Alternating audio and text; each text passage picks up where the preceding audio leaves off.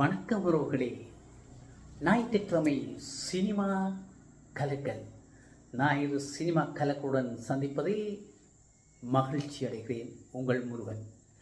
Cinema கலக்கலில் நாங்கள் cinema பகுதிகளை பற்றி பார்த்து கொண்டிருக்கிற நாங்கள் மகிழ்ச்சியான செய்திகள், சுவாரஸ்யமான செய்திகளை எங்களுடைய உறவுகளுக்காக ஞாயிற்றுக்கிழமைகளில் சினிமா கலக்கல் என்ற முறையிலே நாங்கள் தந்து கொண்டிருக்கின்றோம். அதை பார்க்கின்ற போது சினிமா கலக்கலில் 96 படத்தின் 2ஆம் பாகத்தை டைரக்டர் பிரேம்குமார் எழுதி முடித்து விட்டார் என்று சொல்லப்படுகிறது. கதை சிறப்பாக வந்திருப்பதாகவும் தெரிகிறது என சந்தோஷமாக சொல்லியிருக்கும் பிரேம்குமார் முதல் பாகத்தில் முக்கிய பாத்திரங்களை ஏற்றவர்களை 2ஆம் பாகத்திலும் நடிக்க வேண்டும் என்று சொல்லியிருக்கிறார். மற்றவர்கள் நடித்தால் அந்த படத்தை அவ்வளவு பொருத்தமாக எடுக்க முடியாது என்றும் சொல்லியிருக்கிறார். உண்மை. 90 படம் 96 படம் நீங்கள் பார்த்திருப்பீர்கள். எங்களுடைய நல் திருசாவுடன் இவர் எங்களுடைய யார் என்று ஞாபகம் வருதில்லை எனக்கு. அவருடைய எங்களுடைய பிக் பாஸை நடத்தி வருபவர் என்ன பேர் என்று எனக்கு தெரியவில்லை, மறந்துவிட்டேன். அவரும் நடித்திருக்கின்றார். மிகவும் அருமையான ஒரு படமாக தெரிகிறது. நல்ல படம் அது. பார்த்தவர்களுக்கு தெரிந்திருக்கும். 2ஆம் படமும் அதே நடிகர்கள் நடித்தால்தான் அதில் ஒரு சுவை இருக்கும் என்று தெரியும். ஆனால் 2வது நடிக்கிறவர்கள் யார் என்று தெரியவில்லை. பார்ப்போம். ஒருவர் சொல்லியிருக்கிறார்கள் 2வது படமும் முதல் நடித்தவர்கள் தான் நடிக்க வேண்டும் என்று. பார்ப்போம், இருந்து பார்ப்போம். அடுத்தது பாகுபலி என்று சொன்னார். எங்களுக்கு பாகுபலி ஒன்று ஞாபகம் வர்றது கட்டப்பா. தென்னிந்தியாவின் அனைத்து மொழிகளிலும் மிகப்பெரிய வெற்றி பெற்றது இந்த பாகுபலி. அதில் எத்தனையோ கேரக்டர்கள் இருந்தாலும் கட்டப்பாவின் கரெக்டர், அந்த கட்டப்பாவினுடைய பாத்திரம் அலாதியானது என்று சொல்லப்படுறது. உண்மையில் அது அலாதியானது என்றது எங்களுக்கும் தெரியும். பாகுபலியின் திரைக்கதை ஆசிரியர் விஜேந்திர பிரசாத் கட்டப்பாவின் பின் கதையை இப்போது தனியாக எழுதி வருகிறார். ஆக சத்யராஜுக்கு ஒரு பெரிய கரெக்டர் ஒன்று இருக்குது, அவருக்கு ஒரு பெரிய வாய்ப்பு ஒன்று அம்பிட போகுதுன்றது மட்டும் இதிலேருந்து எங்களுக்கு தெரியுது. பார்ப்போம். கார்த்திக் கல்யாணி பிரியதர்சன் சொல்கிறார். நடிக்கும் மார்ஷல் படப்பிடிப்பு ராமேஸ்வர பகுதியில் மும்முரமாக நடந்து வருகிறது. 1960 காலகட்டங்களில் நடக்கும் கதை இது. 60ஆம் ஆண்டுக்குரிய கதையை இப்பொழுது கொண்டாடுறார்கள். படத்தின் இசையமைப்பாளரான சாய் அபியங்கர் இப்போது 2 பாடல்கள் கம்போஸ் செய்து கொடுத்திருக்கிறார்கள். மார்ஷல் கதை சுவாரஸ்யமானதாக இருக்கிறது.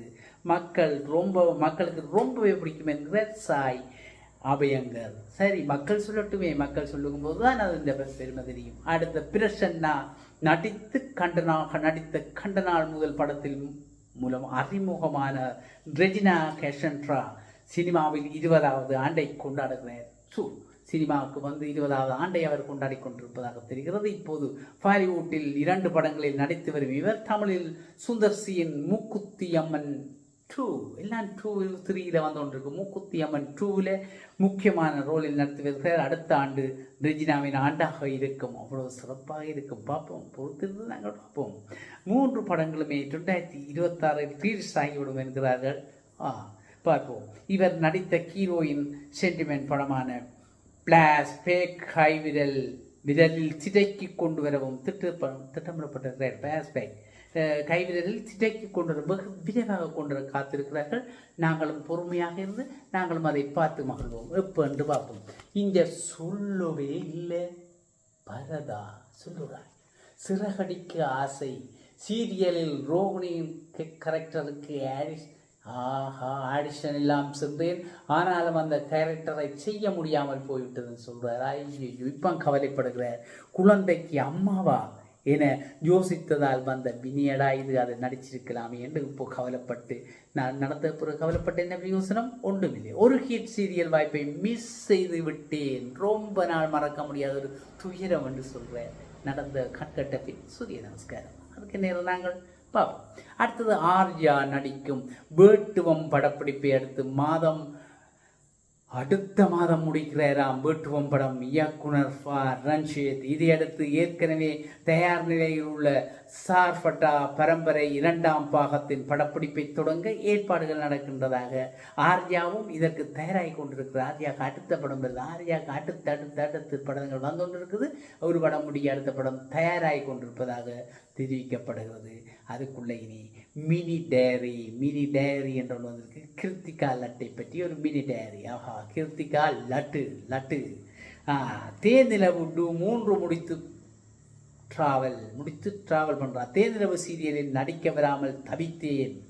திருமுருகன் சார் நம்பிக்கையாக பேசினார். மெட்டியொலி டைரக்டர் திருமுருகன் போல் தெரிகிறது. திருமுருகன் சார் அருமையான ஒரு டைரக்டர். அவர் சொன்னதை அப்படியே பிடித்து கொண்டு ஓட ஆரம்பித்தது. இன்று வரை தொடர்ந்து ஓடிக்கொண்டே இருக்கிறேன், வெற்றி வாகை சூடிக்கொண்டே இருக்கிறேன் என்று சொல்லியிருக்கிறார். கிருத்தியா நடிக்க வராமல் இருந்த என்ன செய்திருப்பான்னு சொல்றா. கேச்-ஆர் வேலையை பார்த்து விட்டு இருந்துட்டு அந்த வேலையை தான் பார்த்து வேறு நேரம் இதில் வந்து நடத்தேன், இந்த நான் வந்துட்டேன், என்ன செய்யறேன்னு சொல்கிறான். ஹீரோயின் அல்லது வில்லி கேள்விக்குறி. அவர் சொல்கிறார், 2மே ஒன்று தான், ஹீரோண்டான வில்லியண்டான. ஆனால் நெகட்டிவ் ரோலை கொஞ்சம் ரசிக்கலாம், மக்கள் அதிகமாக நம்மை பற்றி நினைக்க வைக்கிறது அதுதான் சொல்கிறார். வெரி குட், நல்ல விஷயம். அடுத்தது கடவுள் நம்பிக்கையை பற்றி கேட்க உண்டு. முருகன் என் இஷ்ட தெய்வம். நான் இல்லை, அந்த முருகன் என்னுடைய இஷ்ட தெய்வம். சினிமா பற்றி படங்கள் செய்து கொண்டுதான் இருக்கிறேன். வரும் எல்லா வாய்ப்புகளையும் ஏற்க விருப்பம் இல்லை. இன்னும் எனக்கு அது விருப்பம் இல்லை. எனக்கு அப்படி என்ன சொல்கிறேன், டோன்ட் லைக்னு சொல்லி போட்டு கிளைமர் எல்லாம் ஓகே என்றால் நிறைய படங்கள் வரலாம். ஆனால் எனக்கு அதில் விருப்பம் இல்லை. எல்லாத்தையும் நடிக்கிறேன்னா நிறைய வருது, ஆனால் எனக்கு அது விருப்பம் இல்லை. அவள் கதையை பார்த்து தெரிவு செய்து தான் நடிக்கிறேன். அப்போ எல்லாம் அளவோடு தான் நான் செய்கிறேன். ஆகையினால நான் இப்போ அப்படி இருக்கிறேன் சிம்பிளாக சொல்லி போட்டு மினி டைரியில் கிருத்திகா லட்டை பற்றி சொல்லியிருந்தார்கள். இன்றைய இந்த ஞாயிறின் சினிமா கலைகள் இத்துடன் நாங்கள் சுவையாக முடித்துக் கொள்கிறோம். ஒரு சுவையாட்சியமான செய்திகளோடு உங்களை சந்திப்பதில் மகிழ்ச்சி அடைகிறேன். மீண்டும் சினிமா கலைகளில் சந்திக்கும் வரை உங்களை விடைபெற்றுக் கொள்வது உங்கள் அன்பின் முருகன். நன்றி, வணக்கம்.